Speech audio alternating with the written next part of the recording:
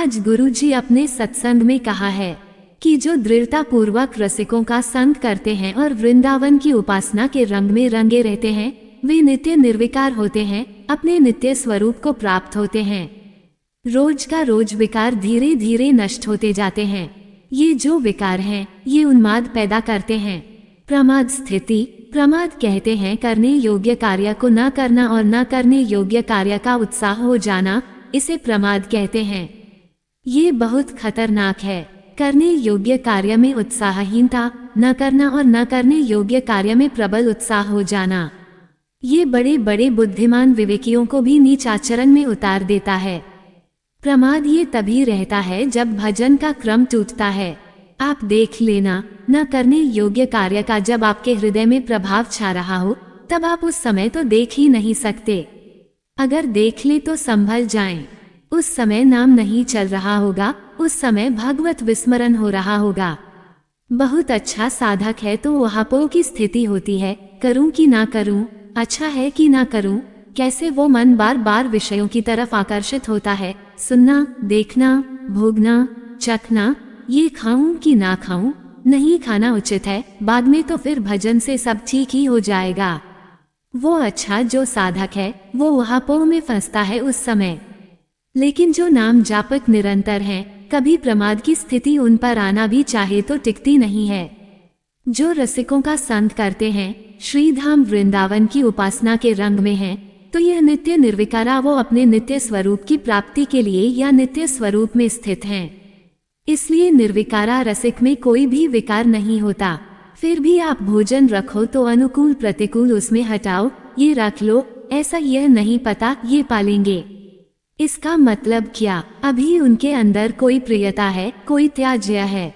नहीं, ये स्वभाव साधना का है, स्वभाव है साधना का। साधना से स्वभाव उस कोटि का परिपक्व हो गया है कि साधना और शरीर के अनुकूल ही विषय को ग्रहण करेंगे, प्रतिकूल का त्याग कर देंगे। यह उनकी स्वाभाविक स्थिति है। स्वरूप से इसका कोई लेना देना नहीं, ये स्वभाव बन चुका है। जैसे जिसका स्वभाव साधन काल में कोई व्यसन करने का, तो सिद्धा अवस्था में भी वही व्यसन करेगा। साधन अवस्था में जो प्रिय रुचि कर पाता रहा है, वही सिद्धावस्था में भी उसकी रुचि उसी पदार्थ में होगी। यद्यपि उसकी कोई रुचि नहीं रह गई, फिर भी सामने पदार्थ आने पर उसी पदार्थ में रुचि होगी जितनी रुचि पीछे रही है। परिपक्व अवस्था में स्वभाव ऐसा ही बन जाता है जिससे आप परिचय नहीं पा सकते हैं कि स्थिति प्रज्ञा होने पर ऐसा कैसे हो सकता है। तो यह नित्य जो स्वरूप में स्थित हैं, निर्विकारा, उनमें कोई विकार नहीं होता। वो विषय ग्रहण मुंचुवा, वो विषयों का त्याग करे तो कोई फर्क नहीं पड़ता, कोई लाभ नहीं। अगर विषय सेवन कर रहे तो कोई हानि नहीं, क्योंकि वास्तविक वो विषय सेवन हो ही नहीं रहा है। निर्विकारा जो स्वरूप में किंचन मात्र भी स्थिति हुई है, इन विकारों की सत्ता नहीं रह जाती। नहीं, स्वात्मा रामम विषय मृग तृष्णा भ्रमति। मृग तृष्णा अज्ञानी को दौड़ा सकती है कि जल है, लेकिन ज्ञानी को नहीं। जो विवेकवान है, आत्माराम है, उसको नहीं, क्योंकि उसकी अचा स्वाभाविक स्थिति होती है। पूज्य राधा बाबा ने एक बार भाई जी से पूछा कि मीठा को देखते ही हमारी रुचि हो जाती, क्या अभी मीठा में प्रियता है क्या? हमें लगता है क्या ये कमी बकाया रह गई है अभी? पूज्य भाई जी ने कहा नहीं, इस शरीर की कमी है। शरीर को अगर मीठे की मांग है तो मीठा सामने आते ही अभ्यास पूर्वाभ्यास वो अच्छा लगने लगेगा। तो सिद्ध पुरुषों में भी ये रख दो या हटा दो, इसका मतलब उनके लिए कोई प्रिय अप्रिय नहीं है, पर वो स्वभाव साधन काल का वैसे ही चलता है। ये नित्या वो स्वरूप स्थित निर्विकारा वो निर्विकार स्थिति को निरतिशय गुण असमोद गुण उसमें प्रकाशित हो जाते हैं। जो श्री भगवान में गुण है वो अंश से उतरते हैं अपने जनों के अंतर्गत। निष्प्रपंच स्वभावा, उनका स्वभाव प्रपंच से अतीत होता है। कितना भी उपदेश कर लो, जो अधेर अवस्था तक प्रपंच में रहे हैं, भजन का अभ्यास नहीं किया, हम देखते हैं उनके अंदर केवल प्रपंच वार्ता ही रहती है। केवल प्रपंच मतलब शुद्ध प्रपंच, मिलावट वाला प्रपंच नहीं। थोड़ा प्रभु थोड़ा प्रपंच, शुद्ध प्रपंच, प्रपंच की वार्ता ही उनसे निकलेगी। लेकिन जो बचपन से भगवान के भजन का अभ्यास किए हैं, तो अधेर तक पहुँचते हुए उनकी कैसी स्थिति होती है। बोले ये नित्या निर्विकारा निरतिशय गुणा निष्प्रपंच स्वभाव में नहीं रह गया। प्रपंच के निसार बातें लोग करते रहते, बड़ी अंदर से पीड़ा होती है कि अरे एक एक सेकंड कितना कीमती है, तुम उसमें व्यर्थ की बातें, बीती हुई बातें और न जाने क्या क्या। प्रपंच का स्वभाव पक्का पक्का समझ लीजिए बुढ़ापे में परिपक्व हो जाता है। जिनको ये भाव हो ना कि अभी हम सब कमा खा के बुढ़ापे में परम ब्रह्म की प्राप्ति कर लेंगे। बूढ़ा तोता राम राम नहीं रखता, उसको बाल्यावस्था से सिखाया जाता है। जो सिखाया जाता है वही बोलेगा। ऐसे ही तुम्हारा मन जो है जीवन में यदि प्रपंच में लगा लिया तो प्रपंच स्वभावा अगर श्री भगवान में लगाया तो देखो कितना बढ़िया निष्प्रपंच स्वभावा। भक्तों के पास बैठो, वही प्रभु का नाम, वही रूप माधुरी, वही लीला माधुरी, वही सिद्धांत की चर्चा, कितना महान जीवन हो जाता है। बोले निरतिशय गुणा अशोध भागवतिक सारे सद्गुण प्रकाशित हो जाते हैं और निर्दोषा किसी भी प्रकार की दोष वृत्ति भक्तों में नहीं रह जाती। परिपक्व अवस्था में नित्य मुक्ता वो नित्य जीवन मुक्त महापुरुष होते हैं। कौन? जो वृंदावन का आश्रय, वृंदावन की प्रेम रस उपासना, रसिकों का संग, नाम वाणी म्यानित लगाए हुए हैं। बोले निगम गण समुद्गीत वेद जिसकी महिमा का गान करते हैं वो उसमें स्थित रहते हैं। रस सिंधु प्रभु में दिव्यानुभावा वो दिव्य दिव्य भाव में विचरण करते रहते हैं। श्रीपाद लिख रहे हैं आनंद पारा अपार आनंद में वे डूबे हुए, समद रस घन पुष सच्चिदानंद घन स्वरूप उनका सहचरी भाव स्वरूप प्रकाशित हो गया। तो श्री लाडली जो कृष्ण लाल जो भाविक मग्ना प्रिया प्रीतम के भाव में ही एकमात्र वो मगन रहते हैं।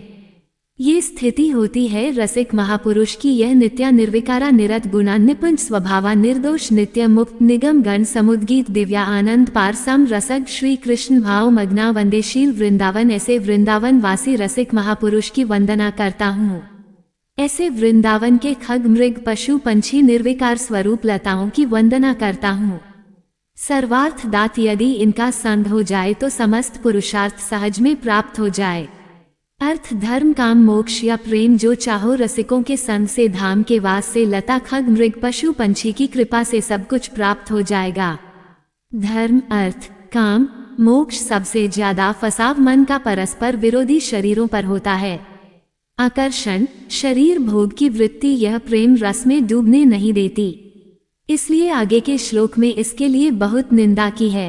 स्त्री नामनी दुष्ट नर के विमूत्र श्लेष मपु याद पूर्ण गते स्वांत वनस राधिका रामे। ये जो शरीर भोग की इच्छा सबके अंदर रहती है, चाहे स्त्री हो चाहे पुरुष हो चाहे कोई भी हो, यदि भजन करके इस भाव को मिटाया नहीं गया तो चाहे बूढ़ा हो चाहे जवान हो चाहे कोई भी हो, सबके अंदर एक इच्छा जरूर बनी रहती है भोग की। शरीर भोग की स्त्री नाम दुष्ट नर के भी मूत्र श्लेष्म पुया। ये दुष्ट बुद्धि जो पर शरीर भोगने की इच्छा रखती है, इसको समझाओ भाई किस द्वार को भोगना है। बोले नरक द्वार को। निरय नरक द्वार उसी से निकले हो, वही जाने के लिए फिर वही रति कर रहे। होश में महापुरुष जन बेपर्द होकर डांट रहे क्या है। विन मूत्र श्लेष्म पु विष्ठा का द्वार है और मूत्र का द्वार है क्या? घनित स्थान दुर्गंध युक्त नरक का विषय। इसलिए भाई पूर्ण गते करने कान खोल के सुन लो। स्वांतन निवश राधिका रामे श्री किशोरी जी के इस रमन उपवन में यदि आप अपनी अंतिम सुधारना चाहते हो, चाहे जितने दुष्ट रहे हो, चाहे जितने दुष्ट आचरण किए हो, चाहे जितनी तुम्हारी निंदा रही हो, तुम्हें प्रेम मिल जाएगा। पर एक बात से वर्तमान में बचो, शरीर भोग से मन तुम्हारा गंदा हो रहा होने दीजिए। इंद्रियां तुम्हारी गंदगी की तरफ जा रही है, परेशानी कोई बात नहीं, सब ठीक हो जाएगा,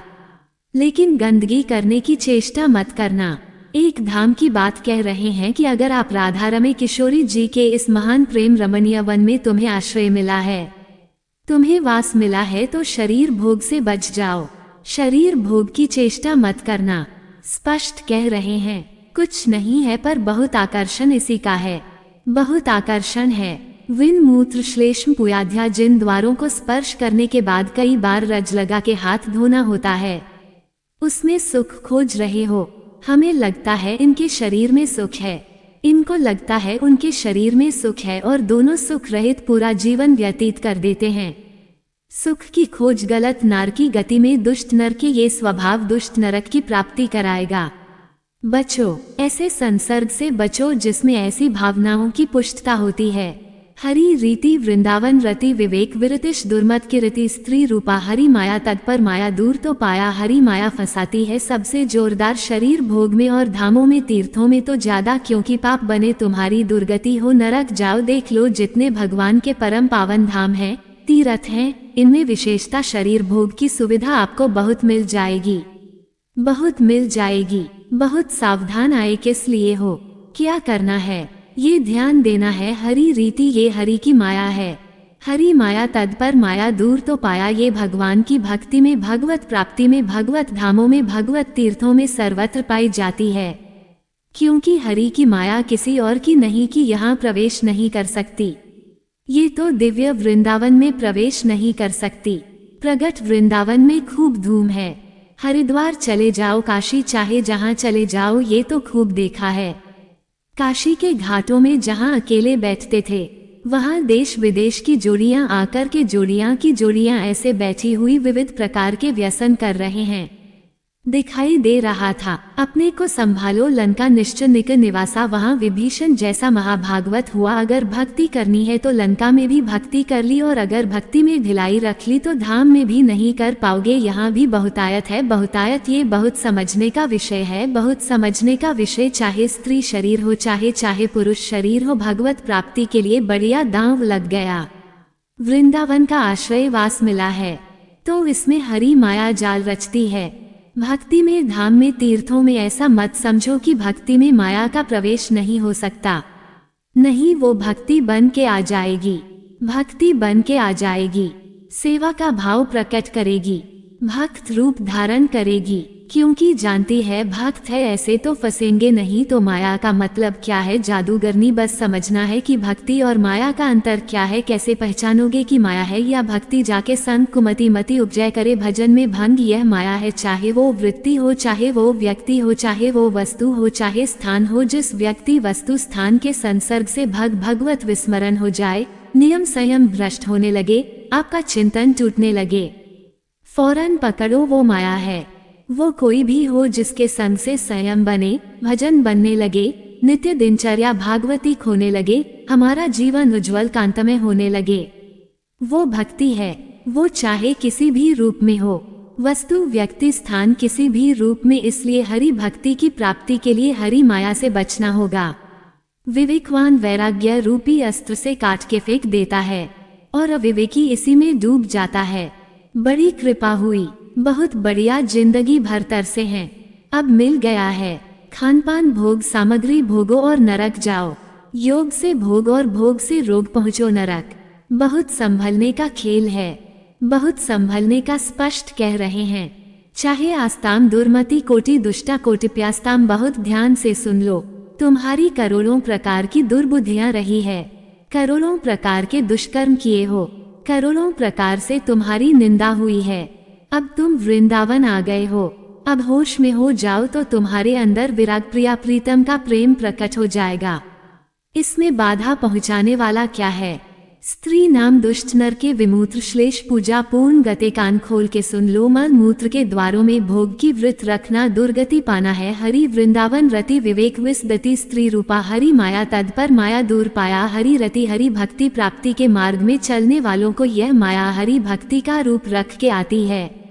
बहुत सावधानी की जरूरत है बहुत सावधानी की जरूरत देखो पूतना ने ऐसा रूप रखा था कि हिम्मत ही नहीं हुई यशोदा मैया की या और किसी ब्रज गोपी की पूछ ले कि तुम कौन हो और कहां से आई हो सब लाल जी की तरफ ही इशारा करती जाती क्योंकि इतनी सुंदरी वैभवशाली साक्षात लक्ष्मी जी मानो आ रही तो बोले अपने प्रीतम से मिलने जा रहे इशारा कर दिया किसी की हिम्मत नहीं हुई ऐसे ही जब माया किसी बड़े भक्त को छलती है जब उत्तम साधक को छलने जाती तो ऐसा वैसा रूप नहीं कि आप ऐसे रोक सको हर ज्ञान हर बात हर उत्तर फिर तुम्हारी श्रद्धा तुम्हारी भक्ति किस कोटि की है अगर विवेक वैराग्य की तलवार से काट सको तो काट सको नहीं तो तुम्हें काट के रख देगी यदि हरि का भरोसा है अहंकार नहीं किए हो तो बचा लेंगे अगर अहंकार है तो मुंह भरा गिरोगे देवर्षि नारद जैसे महाभागवतों को भी परास्त करने की सामर्थ्य ये हरि माया रखती है शिव विरंचिका मोह को पुराना मानस जान भजी मायापति भगवान जो ज्ञान कर चित पर बरियाए विमोह बस कर अज्ञान की तो कौन बात इसलिए उत्तम कुर्ते योदत दृष्ट दुष्ट मदिरेवती वसती रसिक्या हा वृंदारन किनु में भाविता। जब कोई भोग दृष्टि से किसी माता बहन को देखता है तो मदिरा में उतना नशा नहीं, इतना उसकी बुद्धि भ्रष्ट हो जाती है इस दृष्टि मात्र से। इसलिए गोस्वामी तुलसीदास जी ने कहा है, जो चाहे आपन कल्याणा सूच सुमत शुभ गति शुभ नाना शुभ परनार लीलार गोसाई तज चौथ के चंद्र की नाई। जैसे चौथ के चंद्रमा को देखने से कलंक लगता है,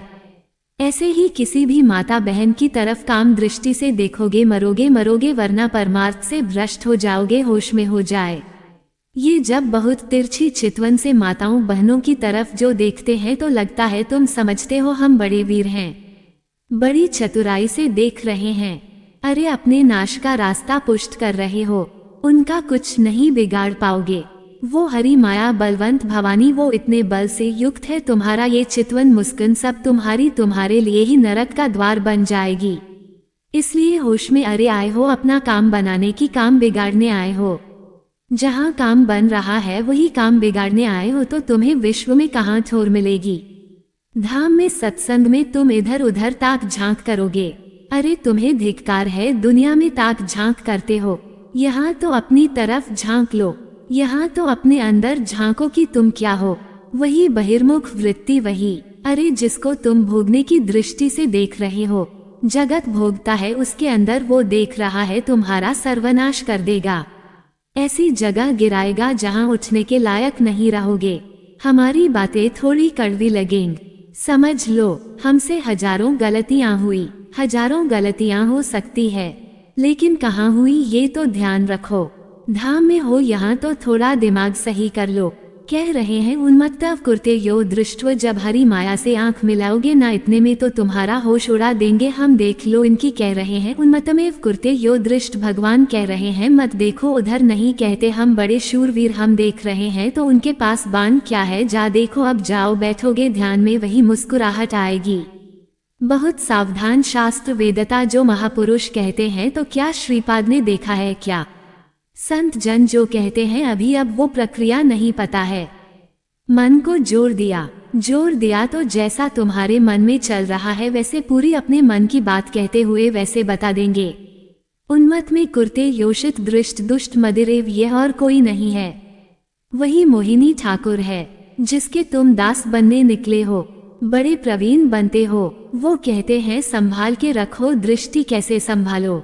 बोले योम पसति सर्वत्र सर्वम पसति तस्या न प्रणस्याम स प्रणसति। है मेरे साधक है मेरे दास, मेरे स्वरूप को देखो। एक भी देवता मोहिनी ठाकुर से मोहित नहीं हुआ था क्योंकि पता था मेरा ठाकुर है। जब किसी माई दाई बहन को देखो तो उसके चरणों की तरफ देखो, गोरे गोरे चरणारविंद मेरी प्रियाजू के, मेरी प्रियाजू की सखियों के बलिहारी है प्रभु। और अगर तुम शूरवीर बन के आंख में आंख मिलाए तो कह रहे उन्त में कुर्ते यो दृष्ट दुष्ट मरे। आपकी बात क्या है? हम एक महात्मा की बात बता रहे हैं। इतना भजन कर रहे थे कि शरीर की सुधि नहीं थी, पूरे शरीर में दीमक लग गई थी। शरीर है ये दिखाई नहीं दे रहा था, केवल आंखें बीच बीच में खोल लेते थे तो दीमक झर जाती थी। च्यवन ऋषि, उनका नाम च्यवन ऋषि था। बहुत समय हो गया प्रसंग नहीं पड़े तो एक राजा की राजकुमारी अपनी सखियों के साथ उधर से निकली। तेजोमी आंखें ऐसी छते में चमक रही थी। उन्होंने कहा बहुत चमकती हुई क्या है ये, और ऊपर से सब दीमक लगी हुई थी। ऐसे कांटा टाइप लिया, ऐसे तिलका और ऐसे ऐसे मारा तो उनसे रक्त निकलने लगा। अब वो तो कांप गए कि रक्त कैसे निकला। अब सबके मलमूत्र बंद कर दिए, पूरे राजा से लेकर जितना परिकर जितनी सेना सबके। च्यवन ऋषि ने हाहाकार मच गया तो उनमें कुछ विद्वान लोग भी साथ थे। उन्होंने कहा किसी ब्रह्म ऋषि का अपराध है, ढूंढा गया अपराधी कौन है?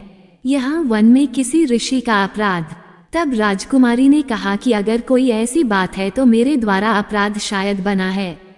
एक दीमक का पिंड जैसा था, उससे दो ज्योति जग। दोस्तों आज के वीडियो में बस इतना ही।